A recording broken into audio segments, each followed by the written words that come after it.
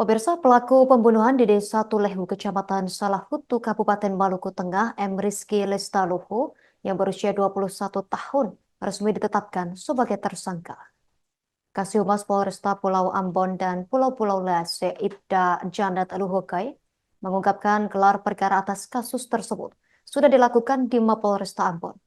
Pelaku kemudian disangkakan pasal 338 dan 351 KUHP dengan ancaman pidana maksimal 15 tahun penjara. Selengkapnya terkait informasi ini akan dilaporkan rekan Jenderal Luis wartawan Tribun Ambon yang saat ini telah terhubung bersama kita.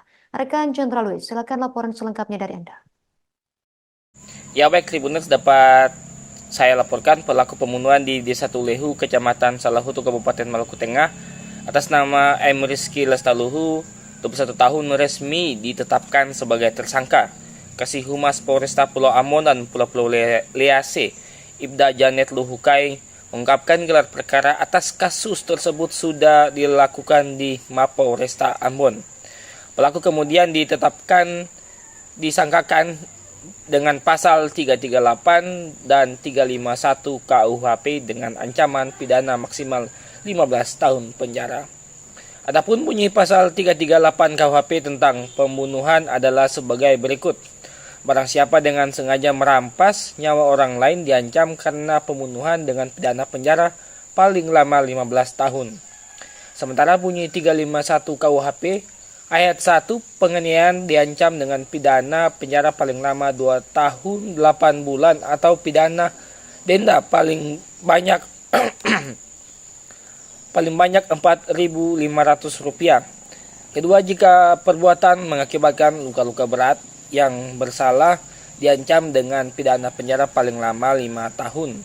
Ketiga, jika mengakibatkan kematian diancam dengan pidana penjara paling lama 7 tahun.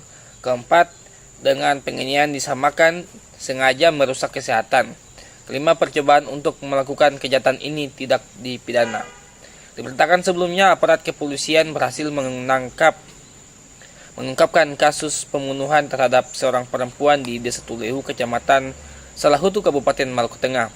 Pelakunya M. Rizky Lestaluhu merupakan warga Dusun Pohon Batu, Dusun Mangga, Desa Tulehu, Kecamatan, berhasil diamankan sekitar pukul 17.06 WIB pada Minggu 28 Juli 2024.